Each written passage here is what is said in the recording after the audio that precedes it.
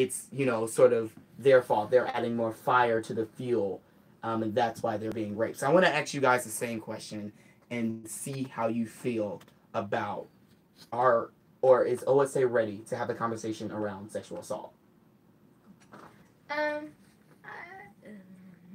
touchy topic. It is. Yeah.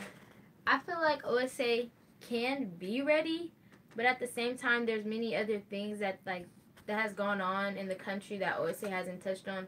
The most, something that the school as a whole has touched on the most was, or came together for, was the election, and then Definitely. Right, last year, yes. March for Our Kids. Mm-hmm. And I feel there are a lot of problems that aren't brought to the surface here, and I feel sexual assault can be the first huge topic that we keep under the rug. That could be the first huge thing we could talk about, but we have to also bring light to other things after we open the book to this, because you can't open a book and close it Exactly. and then forget about the rest of the chapters.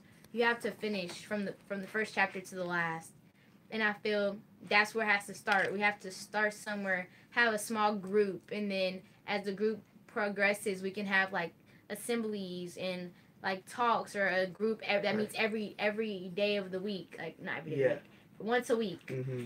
And so it can be, but I personally right now I don't feel like it's ready. Right, so you're saying that maybe the assembly was probably too much to start off with, maybe something much more smaller. Now, one thing that I do want to add, before the assembly, the School of Theater also hosted an event where they asked students to come to the Black Box at 7 p.m. It was Tuesday night at 7 p.m. to have this discussion. They had a panel, and it was very, I'm very close friends with the chair because, I'm a part of the theater department. And he was just screaming that, I know it could be kind of triggering for people that are, sexual assault survivors. But he was saying that it was very survivor-centric. So a lot of people didn't attend that event. But then also he hosted another event where it was specific for parents, and only one parent showed up. Wow. So not to contrast what you're saying, I think we do have to start somewhere. But then it also, there's a sense of people having to be ready and be open to talk about it in different masses. Mm-hmm. Do you know why and this is Mr. Dolores, do you know why Mr. Travisano decided to do this series on sexual assault? Yes, specifically because of the production Good Kids. As I said, it's a show around sexual assault, but then also just with the wake of, the Me Too movement, and also because he shared this with us, and he said that we can talk about it, but also his mother was a survivor from sexual assault. So he was just really trying to get students to understand that, and this is actually a statistic, that 1 out of 3 women will be either assaulted, have been assaulted, or deal with something around sexual assault. And then there's 1 out of 6 men in those same 3 categories. So he was just really trying to recognize and let students know that it's happening. Mm-hmm. It can happen. It will happen. So you have to be ready for it, even if it hasn't happened, and also be opening to seeing other people that are survivors or know a survivor, and just really wrap around. So that was the main focus of the reason why he did want to open up. That's really interesting, because last night I was the MC for the Alameda County Foster Care System fundraiser, and it was a room full of judges and doctors and lawyers and people like that. And a lot of the advocates were talking about the situations that a lot of foster kids get put in. Right. And one of the things that I told the audience as we were trying to raise money is a lot of the people that work within this system hear stories on a daily basis that America is really not ready to handle. And these are stories of sexual assault. These are stories of rape. These are stories of molestation that young kids go through, and they never tell anybody because they're thrown into a system where they're not particularly looked after. Right. To a point where they're rescued from it until they come into an advocacy group like the one I was in last night, where you have one-on-one, somebody that only deals with you and your situation, and you're able to tell that person. And I really, I don't even know why I said that, but even me saying that, hearing those words come out of my mouth, thinking about the people that are actually working within the system, and they do have to hear these stories that a lot of people never tell.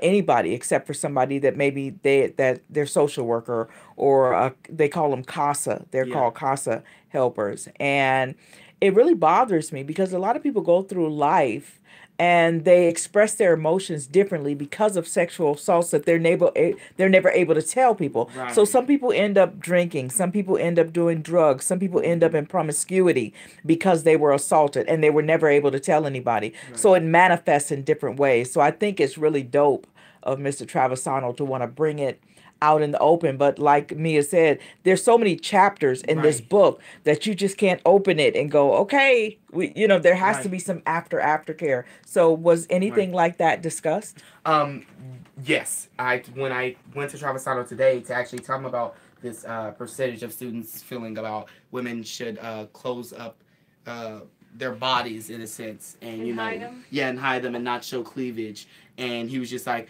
thank you for that feedback, and he said there are more steps that are soon to come with that and with this topic. I follow some people on Instagram who dress really modestly, and they said they've also faced this sexual harassment kind of a thing.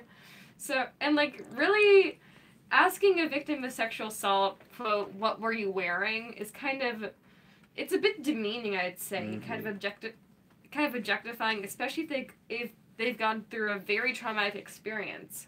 And that's why a lot of sexual assault victims don't want to come forward. Yeah. Because they don't want anybody going through their lives. They don't want to they're already hurting. Right. Yeah. Let's put it that way. So now I got to sit in a box on trial and answer questions about what I had on, or was Right. I dancing a So certain certain way, or Right. I mean, Right. it's further I'd be abuse. too terrified if Right. that's what it entailed, that Yeah. I couldn't preserve my privacy at all or anything like that. Like, I've never experienced sexual assault, but I can imagine that it's a loss of control, and that is traumatizing, I'd say. Yeah. And, Yeah. and I want to add on to that about the whole factor of being put on trial and stuff like that. Mainly when you report a sexual assault, you'll go to the hospital and you will sit in a room. They'll do a forensic on you to check if there is any other biological anything from that person that's on you. Also, sometimes that helps in the case to justify, like, we have actual data showing that this person had something that was on their person on this person. And then you will see like therapists and things. And one thing I would say, if you are a sexual assault survivor or going through sexual assault right now, you need to speak up. It is hard. I'm a survivor myself. I know it is a struggle. It is hard, but you have to speak on it. You have to not make it okay. That's what I'm not trying to say. I'm not trying to say I have to deal with this part. I have to make myself feel cool about it. No. You have to recognize that this is something that happened in your life, and one, it is not your fault. There are people out there to support you, like the recovery team, that will sit there along the way, as Ms. Dolores was talking about, one-on-one reaction.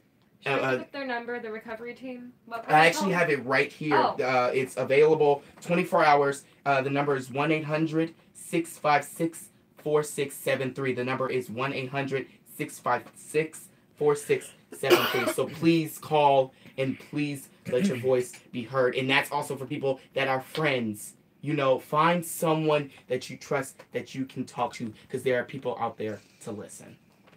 And what was the general outcome of the assembly, Leon? The general outcome, it was actually really good. I think, especially when we broke into these small groups, it was more, as I said, that one-on-one, so people can actually, talk. There was a part where they had a couple of theater students come up and do a scenario where, if you know these people, Ruby Songster, she was the victim. Then Brittany McBride was the bystander, and then Benjamin Miller was the perp. And they had the scenario, they had students talking at, what would you add to the script to make this not happen? And but after that, that's when the small group. So that was just one little plug. But essentially, it was a really good outcome. People really got involved and really talked about such a heavy topic, and that's people that were not survivors, and that were people that were survivors. So that if it was a really good out show. And one more thing that I want to say is that it can happen. We are living in a world, in a society where we are under an umbrella where we think things can happen, but it can. Sexual assault can come knocking on your door, and you have to be ready. And that's either way to defend yourself, to get support. Like at the event, at the assembly, they gave us a thing called a kiwa, where you pulled a needle out and it made a big siren. Pepper spray, taser, you protect yourself. So you have to recognize that and know that it can happen to you. Like I said, 1 out of 3 women, 1 out of 6 men. So please protect yourself from our people out there. I don't quite know what to say, but I can say like how I'm fortunate enough to live in a neighborhood that's known to be relatively safe. Mm-hmm. But I still try to be very vigilant about what's around me, especially with my headphones on, because I get overwhelmed by the street noises. Right. Just kind of being wary of like who's around me. Is there anyone following me? Could I, get taken away in that car right there? Mhm. Should I maybe cross the street and not go past a certain person? But then I also need to keep my implicit bias in check to make sure that I'm not, Right. that kind of a thing. Exactly. So I'm trying to balance it there of like staying safe and keeping myself comfortable, but still keep my implicit bias in check. Right. And also keep in mind that most sexual predators are people that you know. No. Yeah. It's friends, it's family, it's friends of friends, it's family of family. Right. Say you go to spend the night at a girlfriend's house and maybe there's someone at her house that could be, you just have to be aware Yeah. Right. at all times. Yeah, and to add on to that, with topics that have gone on in Hollywood, with sexual assaults, like Bill Cosby, who got convicted the other day, and how even though it was earlier in his years that he would drug women and sexually assault them, and it's everywhere. So, and I just want to bring up that topic of now relating it towards Hollywood, with Bill Cosby. Isn't that interesting? How all of a sudden people in Hollywood are really ready to speak out when this has been like an unwritten it's rule time forever in Hollywood. I mean, the term casting couch, was originated so many years ago, and now people are starting to find their voice. And why do you think people are now not afraid? Because before it would be, I don't want to lose my job. I want to be an actress. I want to, Right. I just don't want to lose all these things that are so important to me. So I'm going to go along to get along. Why do you think that women, and I'm waiting for men to start to speak out, because do not think that this is just a female thing, especially in Hollywood. I lived there for 20 years. It goes on with men, women, children. It's huge. Right. And it is growing, and I want to let you speak on that, Anna. But then also just for all my, trans people that are out there, that sort of population are starting to get more statistics and things like that. But go ahead, Anna. Shoot, what was I going to bring up? I forgot it. Well, can I? Go Well, going off what Miss Dolores said about men, a man that has opened up about being sexually assaulted was Terry Crews. Yeah. And he was like, was it his former manager or his former manager? And like a lot of people were like, it was unbelievable because they look at Terry Crews and they see a big muscular, dark, and they kind of made a joke of it. Mm-hmm. Exactly. And like, how can somebody like take control of this person? But being sexually assaulted doesn't mean that somebody had to physically insert anything into you. Right. They could have came onto him, touched him uncomfortably, and I feel like that is something that's very toned down in Hollywood and in the regular communities. If a man is to get assaulted, and that's also something that's made a joke of. Also, like when men go to prison and like they speak on that and they joke about it, like, oh, don't drop the soap, don't drop the soap, like. It's not a joke. Like it's something that people should take serious, just as serious as they take when women are being assaulted. Right. Yeah. The thing I wanted to bring up is I do believe on The View, I was watching The View one day and a male model came on and recounted how he was, sexually assaulted, or I think was maybe molested or abused. I'm not quite certain, but yeah. So through the Me Too movement, it's not just women, it's also men getting in there. But I can't help but wonder what really galvanized this to, like, really, what caused so many people to open up? Was it that, Donald Trump is in office and there's women who are, speaking out about how, they were harassed? I want to add on to that. Yeah. And Go ahead. I don't. I'm not gonna say it was just because Donald Trump, but it's a parallel. I would say, as you see in governments, and in history where we see like dictators come to power, they take old perspectives, like old values that people believed in, but they're not afraid enough to speak on it. And I'm gonna direct this back to sexual assault. People are not strong enough to talk about the situation because it is hurt and it is pain, but it's that one person that's strong enough the courage and take it up. And sometimes, and they're also like, we're naming like, Terry Crews and all these people, but then it's also those anonymous people that are also speaking up about sexual assault. So it just takes that one little spark. I don't think I feel like everybody's trying to relate stuff to Donald Trump, and everything's not about Donald Trump, or it has to be about Donald Trump.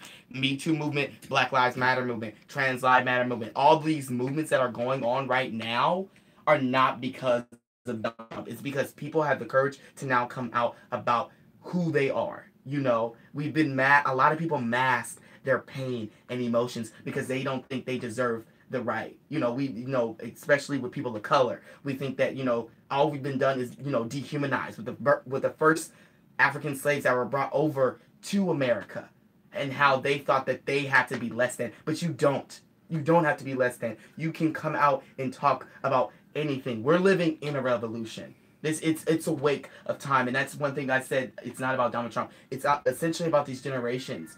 Back then, now you see Terry Crews and all these people, these older people coming out. That's because it started with this younger sort of generation where they're a little more non-filter in a sense, where it's more like they're more open to come out about it, because that's the generation that we're living in today, and not living back where we had to be, or people taught us to be dehumanized and not to really care for ourselves and think that our feelings matter in the situation. Well, I think when you talk about Donald Trump, it's not so much that any movement came up as a result, Right. but it's the fact that you have the leader of the free world who was on tape talking about the violation of women, Right. and there's been no action taken. Mhm. And maybe that sparks something in women to say, hold up, wait a minute, I don't appreciate that. Mhm. And now I'm going to speak out, because there's a point of accountability in everybody's life. Exactly. And if you see that the leader of the free world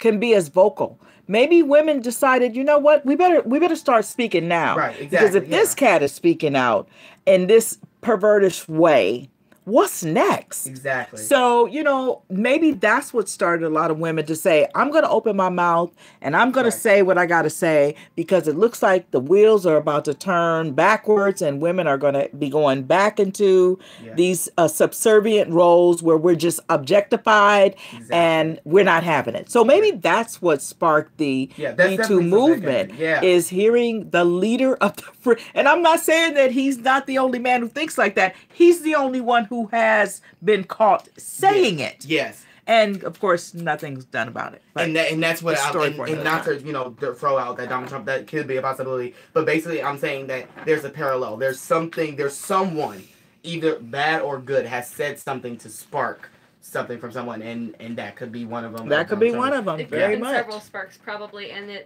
I feel like the internet probably helped Mhm. spread the Me Too movement and help people open up, because with the internet there's some anonymity, so people who are survivors don't have to fear that someone will go after them. Yeah. It's hard. It's a struggle talking about this sort of topic, and But it needs to be talked about. Yeah. Yes, and that's the thing.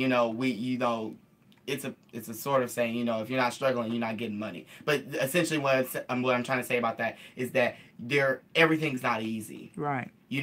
There are some things that are hard in life that you're just gonna have to fight through.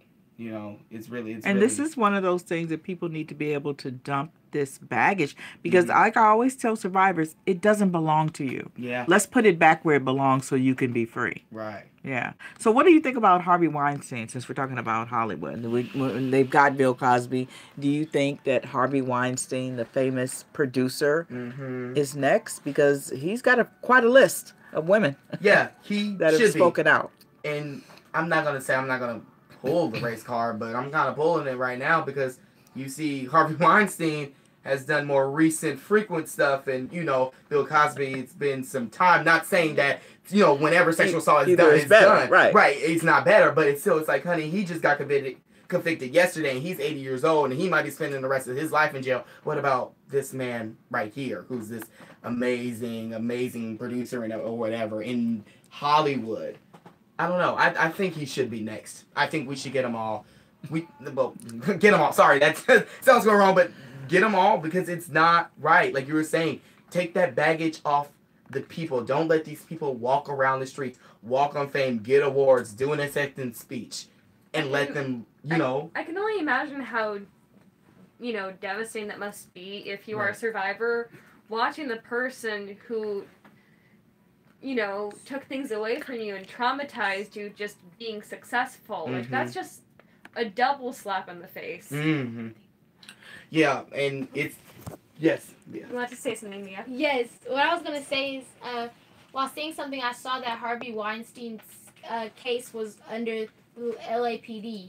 And now, not to be biased, but we've had a lot of run-ins with the LAPD in the type of police department they are. Mm-hmm. And, like, personally, I was watching a documentary, not going to get too much into that, like, about Biggie and Tupac. And the dirty stuff that they were trying to hide, the stuff they were trying to underline. And so I feel like this police department, and with OJ, like, we just see it. We see it reoccurringly with certain people. Wasn't it with also the Los Angeles riots? Exactly, with Watts riots, all of those. So we see a reoccurring cycle of them trying to brush stuff under the rug and then bring light to stuff that doesn't need light to be shined upon it, or the wrong thing. And I feel like this is an example of it with Harvey Weinstein. He's a rich white man. He could easily pay some of those cops off to just brush it. Just don't even talk about it. Don't bring it up. If they want to keep pushing my case further back, they can keep pushing it as far back as they want to, as long as I'm not being harmed by it. As long as it has nothing to do with me. Now, Bill Cosby, you see a black man, a very successful black man, had his shows were still running on TV up until, like, recently they stopped showing them. Like, they just, I mean, obviously, it's no excuse for what he did. He was terribly wrong for what he did to those women. But it's the same case. Same case. And you see that it's bluntly handled differently. Exactly how it was. You see a black man, he did that. He needs to go away fast. A white man, this could be prolonged. It can wait. He's rehabilitation. He just needs some therapy. Nothing's wrong. Like, he's being held accountable for his actions. Exactly. These women, they're just making up these stories. He's successful. They want some money. But that's not the case. All these women are successful. All these women have money. Exactly. Lupita has money. Magazines, movies, everything. And so there's just no excuse besides the fact that he is white and he's successful and he's brought these people much money.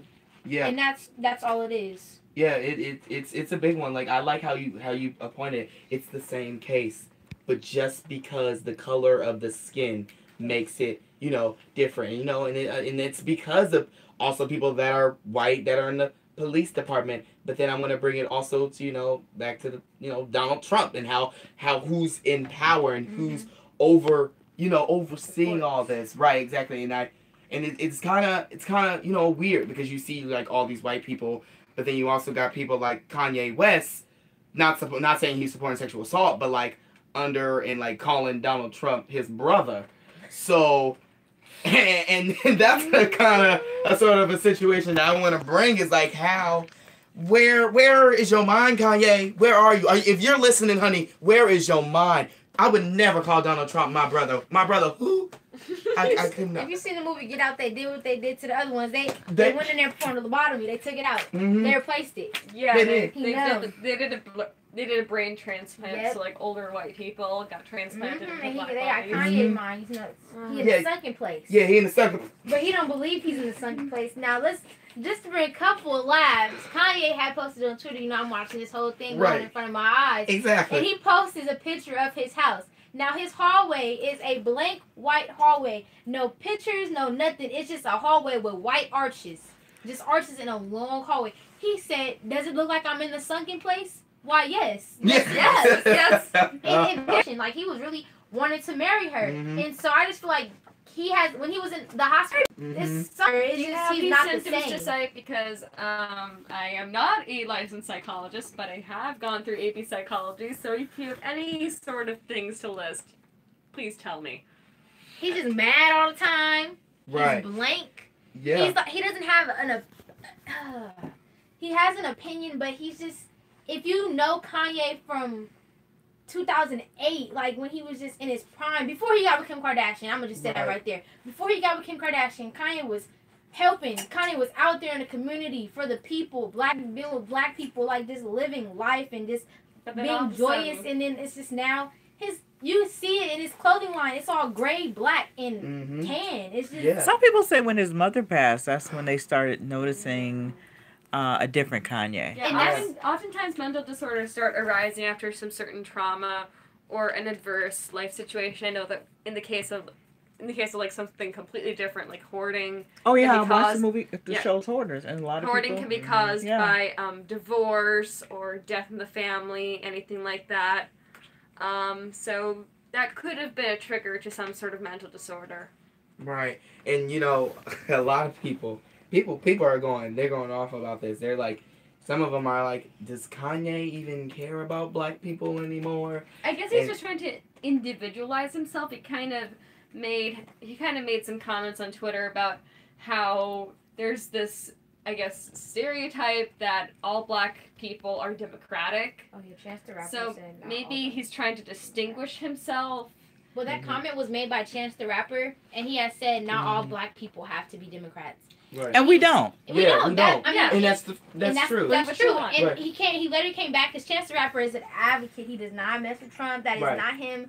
Obama all the way. Like, he's just that's not where he's at. And he came to say, he's my family. Like, Kanye West, they're really close. They're both from Chicago. It's just, that's what it is. He came to say, that's my family. Now, you don't have to agree with everything your family does. You just have to you just have to love them. And I feel many celebrities have came out and said that. John Legend even, he went on Twitter and like, he's very vocal. He disagreed with what Kanye said. And now we know that family, Chrissy Teigen and Kim, they're like really close. And then my thing was, Kanye later decided to be sneaky and post screenshots of him and John Legend's conversation. When John respectfully came at him and he was just like, I just don't agree with what you said. I just feel like you should have handled it a certain way, especially with your fan base. And then Kanye went and later said, like, don't bring my fans into this. Like, this has nothing to do with that. And I feel he doesn't care. He doesn't want to hear anybody else's opinions but his own. The only person he follows on Twitter is Kim Kardashian. That's the only person he sees on his timeline. At least he follows his wife. He does not care. That is the only. It's 1 to like 27.8 million. Wow. He just follows his wife and no one else. Yes. Well, and also when you talked about Chance the Rapper, he worshipped her image. Yeah, Donald Trump, he sent out another tweet saying that he was thanking Chance and Dr. Daryl Scott. And I quote from him, he said, "Thank you also to Chance and Dr. Daryl Scott. They really get it. Lowest black and Hispanic unemployment in history." And Chance said, "My name is Bennett and I ain't in it. Keep his name out." Exactly. Did he? Yes, he went on Twitter and said, "My name is Bennett and I ain't in it." It's respectful. I feel like that's his thing. Donald Trump is messy. Yep. He's messy. He makes no sense. He relies on Fox and Friends for all of his news and tweets. And what my thing was, when Obama was president, he was so respectful on this app that I thought somebody was running his Twitter. I didn't think that the actual president was here tweeting. Right. Now that's somebody, you sit up there in your bed on your phone and 6 o'clock, 3 o'clock in the morning, just typing. You're not rational. Exactly. You don't get enough sleep. You decide to bring America and involve us in Syria. Exactly. Get enough sleep, y'all. Get enough sleep. It's just like your decisions you're making are not rational. Right. We seen it with you involving us in what Syria got going on. That don't have nothing to do with us. Exactly. That has nothing to do. But that's that mind. He doesn't get enough sleep. So it's just no rational decisions are being made. And I feel like that's been since the very first day in the White House. Yeah, it's a struggle. It's hard, but Donald Trump, he's wild. He says what he wants and does what he wants, but it's just like, man, do you see your like what? Like, do you see where your mind has other people at? Like, I'm like, you're normal. What you think is right is not right. What you say, build a wall, make America great again. Actually, AKA make America white again. he thinks things are simpler than they actually are. Like, he's trying to get out of the Iran deal. Right. The Iran deal is actually good for us. Like, Mhm. it reduced, the ability for Iran to manufacture nuclear bombs, that kind of a thing. Mhm. It regulates them, and we're doing okay with that. And yet he just wants to get out of it because of the name. Yep. And I want to add on one more Yeah. thing is with the Iran topic is that also we need to focus on our own country. We're getting control on nukes and things like that, but we ain't got control from a police officer shooting me or somebody up in a school shooting 17 kids and stuff like that. We need to focus on what's here before we try to go out and fix everybody. True. Because, as the United States, we come together to bring everyone together and work on everybody else. But you got kids going in here shooting up schools. But to continue on a more lighter note, we're going to start to talk about the latest movie that Marvel just released today, The Avengers Infinity War, which... Yay! Yes, that's one thing we have to say. I think Yes. I saw the trailer and it looks pretty insane. Yes, There's yes. like a crossover of like everything. I mean, Oh my God, Black yes. Panther. Black Panther, that's all, I'm sorry. That's all Like, you how need did they to put know. that together? Yes. Like, they just released Black Panther and then they I just know. did this? Yes. So It's so like what that, happens is they film a movie Mhm. like 3 years ago. Yep. The movie's just now released. So by the time that movie was filmed 3 years ago, the guy has done 4 more movies since then. Right. So, Stan Lee. Let's talk about Stan Lee, the creator of Lee. Marvel. Yes. Born December 28th, 1922. Yes, He created Stanley. the comic book for the Marvel characters, and later its publisher. He became publisher and chairman before leaving the company. What does it say? What? Read it. Marvel comic icon Stan Lee accused of sexual assault again. Again. Again. Oh, well, we're right back. We're Wow. right back. Wow. Jesus. Okay, well, nevertheless, and Yes. we'll talk about that. Why don't you read ahead, Mia, and you can bring us up to date in a minute. Okay. But Be I careful, have to confess, reliable sources. I have not been a Marvel's person. That's just not been my thing.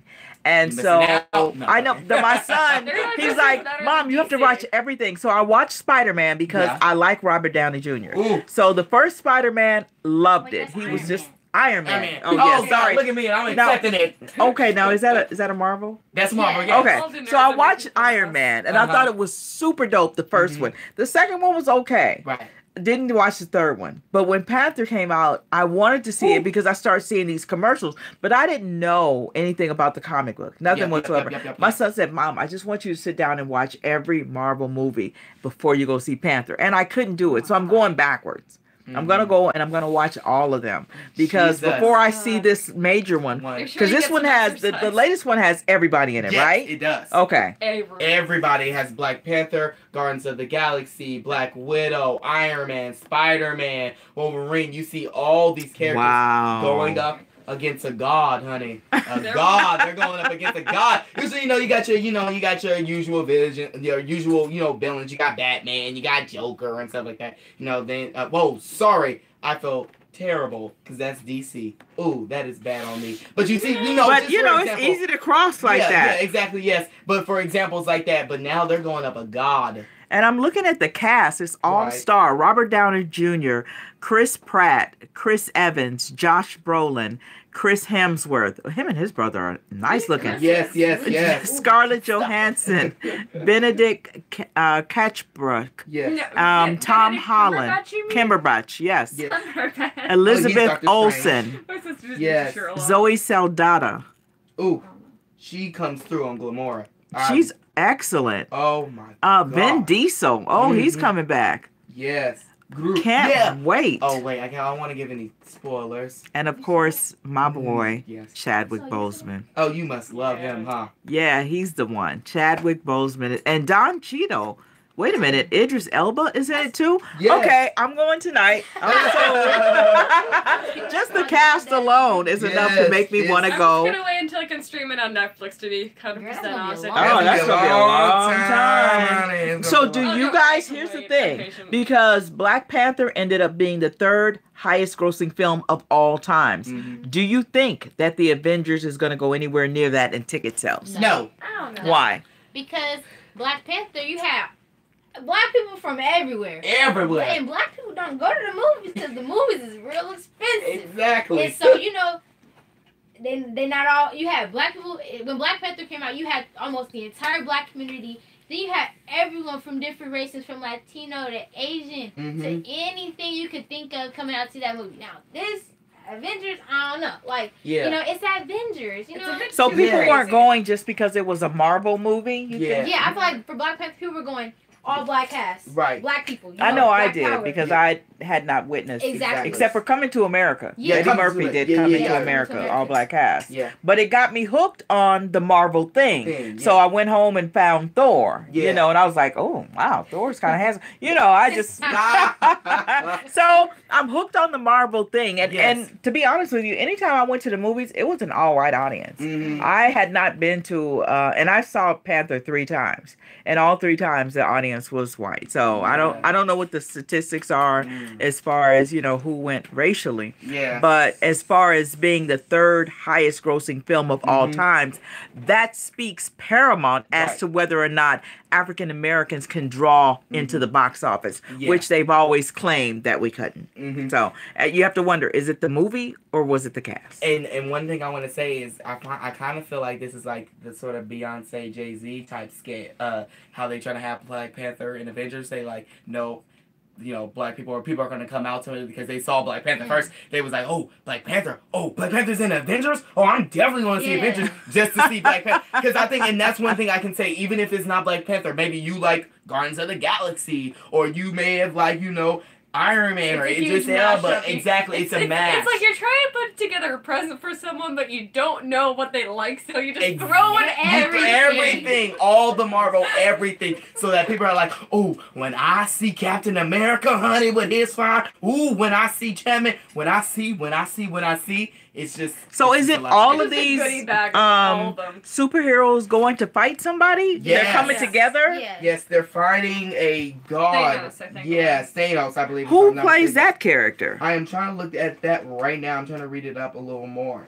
So, God, this Oh, I found it. Josh Brolin. Oh, wow. Yes, he plays Thanos, the big god. Okay, so they Yes. all have to fight. So he must be pretty powerful then, this Yes, Thanos. he's super powerful. And one thing I would say is, I know you can't watch all the Avengers movies, but one movie that I would say is Okay, watch what should I watch? Guardians of the Galaxy. Because Guardians of the Galaxy was the first movie the first Marvel movie that picked up on this like sort of God thing, this like godly thing. And Oh. at the end of Avengers 2, or number 1, if I'm not mistaken, they had Thanos come in and say, I'm coming for you, Earth. And then Yeah, that's I when- Guardians I think of it was the Avengers Galaxy. Yes. first movie at the end of the credits, there was a little, extra Yes. thing. Yeah, so see Guardians of the Galaxy. Is that on Netflix or? It actually is, both of them. Guardians of the Galaxy and Guardians of the That's Galaxy nice. Volume 2. I think I'm gonna have to do that tonight before Yes, go So see- you yeah. recommend I do that before I go see? Yeah, because Okay, that so will I'm really thinking help about my support. tangent Because tonight. usually, as I said, you see like other things like with the last Avengers, Ultron, where they were defeating Age this of like Ultron. Age of Ultron with this like sort of computer like thing that became a sort of godly figure, but the specific like god like crystals that came from the Big Bang Theory type thing happened in the Guardians of the Galaxy, both of them. So I would go see Guardians of the Galaxy before you go see the movie. But you gotta see the movie. Either I you supporting got Black to. Panther, you supporting Guardians of the Galaxy, Captain America, Iron Man, whoever you support, you gotta go see this movie because it's gonna be epic, and I cannot wait. I can't wait. I'm gonna try to see if I can see it tonight. There's also the production of Good Kids is going tonight, and I didn't get to see a chance at it. Okay. Yeah, they're doing it tonight as well as Sunday. Yes, tonight and Sunday. So if you haven't seen it, go see it. It's Black Box tickets are on sale. 15 senior, 20 adult, and it's 5 for students. I would go see it. It's a heavy show, but you should go see it. It's amazing, amazing production, directed by the amazing Nicole Helfer, who's a part of the theater staff. So yeah, but I hope to see it. You got to see the movie. That was just a shameless plug for my podcast. Just a shameless That's plug. excellent. This is Yeah. KOSA Radio, so yes, Right. plug away. Exactly. Okay, so I'm gonna watch Guardians of the You Galaxy. gotta see Guardians of the Galaxy.